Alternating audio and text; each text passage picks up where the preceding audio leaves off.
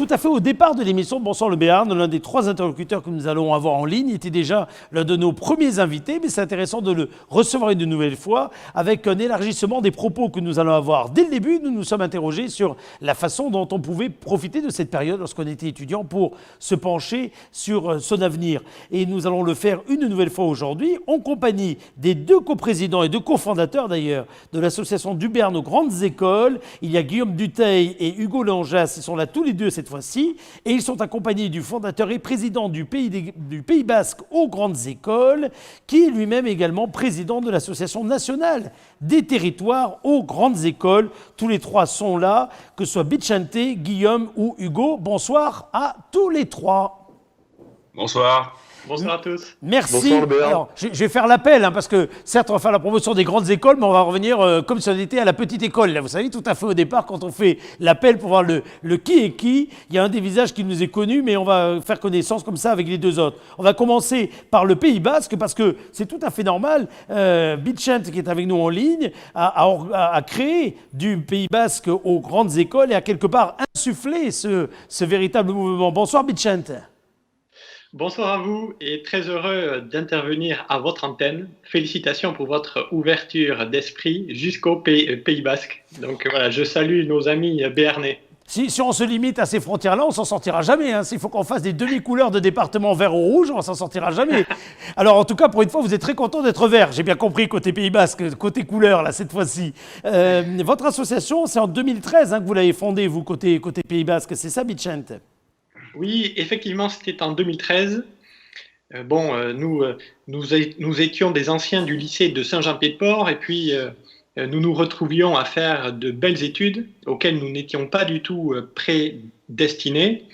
Nous étions partis faire ces études à la capitale, mais nous pensions au territoire, nous l'avions en tête, nous avions envie de nous rendre utiles et de rendre un peu de cette chance que nous avions eue. Alors, nous avons eu cette idée très simple d'essayer de fédérer les étudiants, les jeunes diplômés provenant du Pays Basque, pour pouvoir agir pour l'égalité des chances, renforcer l'égalité des chances chez nous, parce que c'est une chose qui est assez peu connue finalement. Les lycéens du Pays Basque connaissent un retard dans l'accès à l'enseignement supérieur. Alors, on va voir de quelle façon, après cette initiative d'ailleurs, vous avez eu assez vite des premiers résultats. Et puis, d'autres associations ont suivi, comme celle donc coprésidée par Guillaume et par Hugo. Alors, lequel est en haut de l'écran? Guillaume? Oui, c'est moi. C'est bien ça. Vous êtes originaire de Morlas et vous êtes un ancien du lycée Louis Barthou à Pau, c'est bien ça? C'est bien ça, oui. J'ai eu la chance d'être élève au lycée Louis Barthou. Et je suis aujourd'hui à Sciences Po Paris. Et aujourd'hui à Sciences Po Paris, où est-ce que vous êtes confiné là aujourd'hui, Guillaume? Là, je suis confiné en Béarn, donc tout va bien. D'où le meuble traditionnel béarnais que vous avez derrière vous. C'est pour donner la partie authentique. Voilà, c'est ça. L'armoire authentique béarnaise. Et puis donc au-dessous, il y a Hugo. Vous êtes un ancien de quel lycée, Hugo? Alors moi, je suis orthésien, papalois. J'ai cette chance-là, peut-être. Je suis originaire, j'ai été au lycée à Gaston Phébus. En revanche, moi, j'ai un meuble traditionnel de chez Ikea, mais c'est un autre problème. C'est un autre problème, en effet. Vous l'avez fait avant que je vous le lance. Vous êtes aujourd'hui vous suivez quelles études, Hugo? Eh bien, avec Guillaume, on est tous les 2 en 2e année à Sciences Po. C'est là-bas qu'on s'est rencontrés et c'est grâce, entre guillemets, à Sciences Po et à Vicente, bien sûr, qu'on a pu lancer l'association du Béarn aux grandes écoles, puisque c'est comme ça qu'on s'est connus et qu'on a eu l'idée de cette association qui poursuit exactement les mêmes objectifs que Vicente a décrit, parce que ce dont on se rend compte, notamment avec l'association nationale, à laquelle on participe aussi activement avec Guillaume, c'est que finalement, le problème qui a été identifié au Pays Basque précocement par Vicente et ses compagnons de route se retrouve aussi dans de nombreux territoires français, y compris en Béarn. Mais Vicente, je reviens tout à fait au départ, lorsqu'il a fallu convaincre à la fois, ai-je envie de dire, des lycées d'un côté, des lycéens de l'autre, et puis aussi ces grandes écoles, qu'il y avait un trait d'union là à créer. Quelles ont été d'abord les premières remarques? On vous a dit tout de suite, mais non, pas du tout, on a tous la même égalité, et puis pourquoi vous nous posez ces questions? Il y a les concours, il y a tout ça, mais les gens viennent de la France entière, ou au contraire, tout de suite, on vous a dit, mais oui, vous avez raison. On n'est pas tous avec la même égalité de chance selon l'endroit d'où l'on vient. Absolument. Et nous-mêmes, nous l'avons découvert une fois que nous avons été étudiants dans ces écoles-là. C'est là où nous nous sommes rendus compte, en dialoguant avec nos nouveaux camarades, que nous n'avions pas eu du tout la même préparation. Nous-mêmes, bien souvent, nous avons découvert l'existence de ces grandes écoles lorsque nous étions en première, en terminale, soit assez tardivement. Et c'est parce que nous avons vécu nous-mêmes ces inégalités-là et ces difficultés que nous avions eu, je crois, les bons mots pour dialoguer avec les proviseurs, avec les lycéens du territoire et pour leur dire d'oser davantage. Et finalement, ce que nous faisons, c'est adresser un message de confiance à ces jeunes qui grandissent, je ne sais pas, à Saint-Jean-Pied-de-Port, etc., qui ont l'impression que ces écoles-là sont dans les grandes villes, pour les grandes familles, etc. Et donc, là où est notre force, c'est que nous envoyons des jeunes parler à d'autres jeunes. Et donc, le message passe de cette façon, de façon beaucoup plus simple, je crois. Et c'est comme ça que nous levons petit à petit les freins à l'autocensure, les freins aux difficultés d'accès à l'information. Et c'est comme ça que nous pouvons agir concrètement pour que les jeunes du Pays Basque et du Béarn osent davantage ces cursus-là dans lesquels ils ont tout à fait leur place. Bien sûr. Voilà. Mais Guillaume, Hugo, pour rebondir sur ce que vient de dire Bichent, il y a l'information, bien sûr. Moi, j'ai plutôt l'impression que, cela dit, l'information, notamment pour des écoles comme Sciences Po, par exemple, puisque vous fréquentez cette école-là en l'occurrence, on peut l'avoir, mais il y a aussi un autre frein. C'est peut-être l'appréhension des familles, notamment par rapport aux moyens financiers, à la logistique qu'il peut y avoir, y compris pour aller tout simplement vivre à Paris. C'est le Conseil économique, social et environnemental, d'ailleurs, qui a pointé récemment encore cette inégalité. 47% des lycéens ruraux font le choix d'études courtes contre 38% seulement de lycéens urbains. Ça montre bien, ça montre bien qu'il y a encore des freins qui sont parfois aussi des freins financiers, psychologiques, où on se dit qu'il y a le rural. Alors, je ne mets pas Orthez tout à fait dans le rural, mais pourtant, c'est un territoire, c'est un centre-bourg par rapport à d'autres villes. Il y a les grandes villes. Vous, à Orthez, quand vous étiez à Orthez, Hugo, enfin vous êtes toujours, mais tout à fait au départ, vous êtes dit, je ne pourrais pas aller à Paris ou vous l'avez jamais vécu comme ça? Alors, oui, je suis à Orthez puisque j'ai la chance d'y être confiné. D'ailleurs, c'est une grande chance, comme le soulignait Guillaume, d'être confiné en Béarn. Ah oui, ça c'est clair. Ouais. Comme au Pays Basque d'ailleurs, etc. Mais il faut être absolument clair là-dessus et franc là-dessus. Tout à fait. Et bon, alors effectivement, alors moi peut-être moins que d'autres, effectivement, j'ai été confronté à des freins financiers. Ceci dit, je l'ai vu aussi. Je me suis concrètement posé la question est-ce que si je vais à Paris plutôt qu'à Bordeaux, je vais en avoir les moyens? Je l'ai vu aussi autour de moi et des gens qui très concrètement se demandaient même s'ils allaient pouvoir parfois quitter le Béarn pour faire leurs études. Et concrètement, il y a une réponse qui est apportée à ça par nos associations. Peut-être Bichente pourra aussi en parler puisque c'est une initiative qui part du Pays Basque que nous sommes en train de monter en Béarn et peut-être que Guillaume pourra le préciser.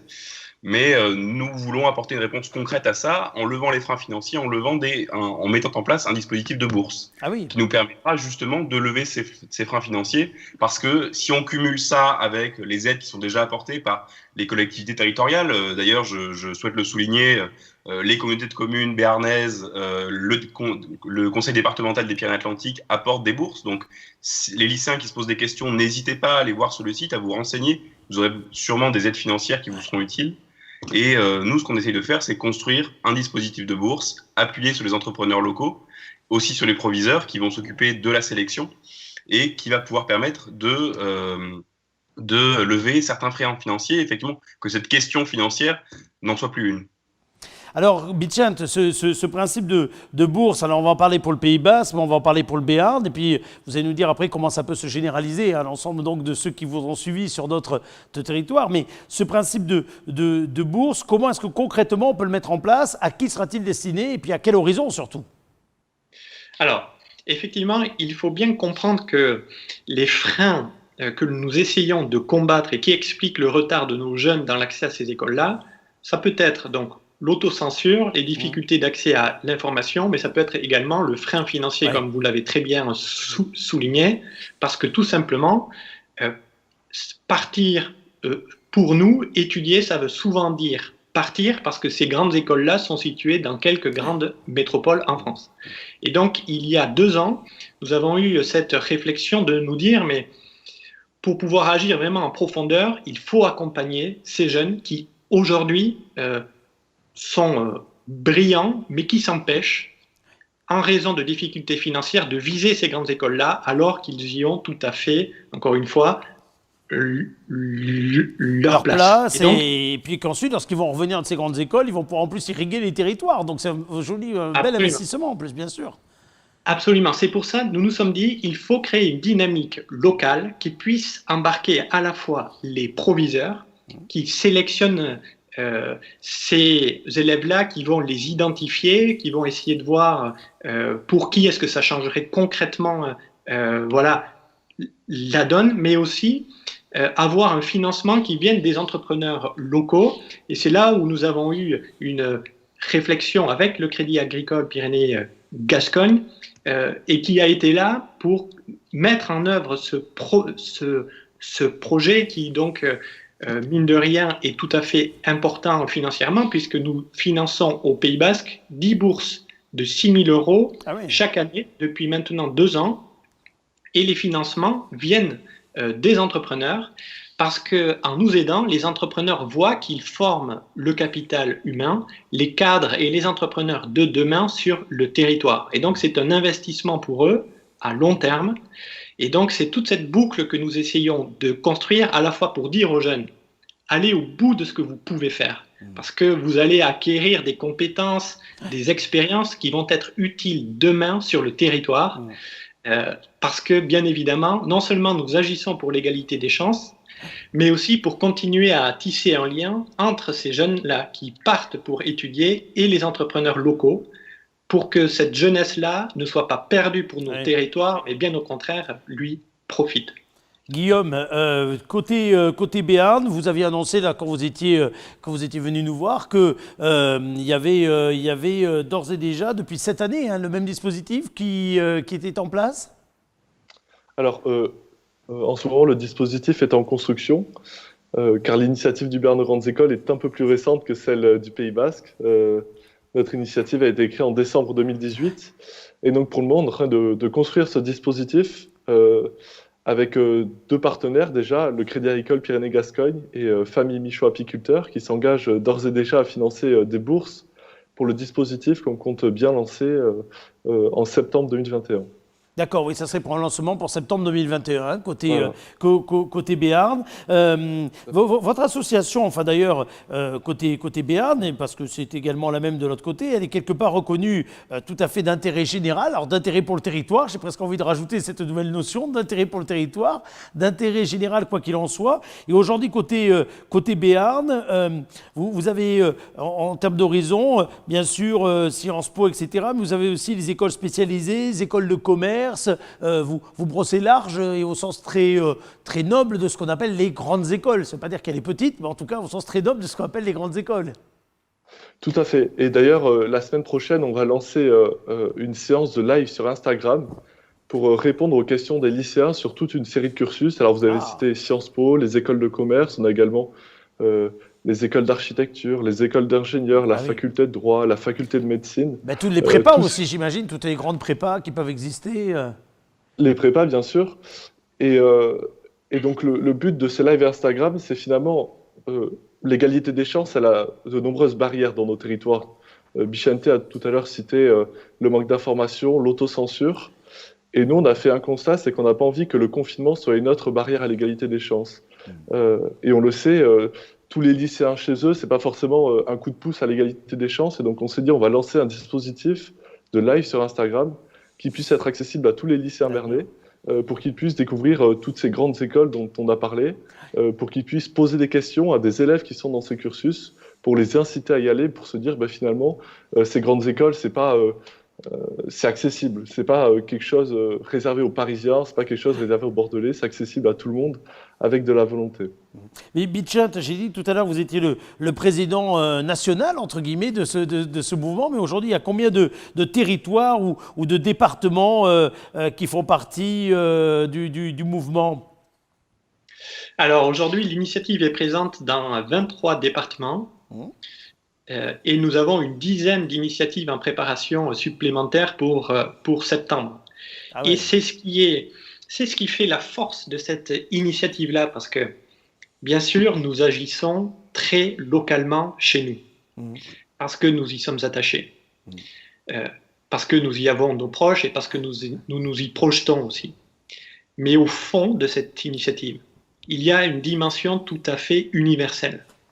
C'est finalement que chacun ait sa chance et c'est rendre la chance que l'on a eue. Et c'est pour cela que nous avons été contactés par des jeunes de France entière qui nous ont dit mais ce que vous avez fait au Pays Basque, ce que vous avez fait en Béarn, ça nous intéresse beaucoup parce qu'on a les mêmes difficultés chez nous. Ah, bien sûr. Et donc ce qui fait notre fierté, c'est que l'on a imaginé quelque chose qui est très simple mais qui est inédit. Ces solidarités que l'on essaye de revitaliser entre proviseurs, entre étudiants, entre entrepreneurs, tout cela fait tache d'huile aujourd'hui. Et c'est là aussi où nous sommes accompagnés par le Crédit Agricole qui est en train de nous aider à construire l'initiative au niveau national pour que nous puissions bien revitaliser, redynamiser tous ces territoires qui aujourd'hui peuvent être dans la difficulté. Mais notre message, c'est que nous, en tant qu'étudiants, en tant que jeunes diplômés, nous avons tout à fait notre place à jouer dans le renouveau qui est à construire. Voilà, il n'y a pas de fatalité.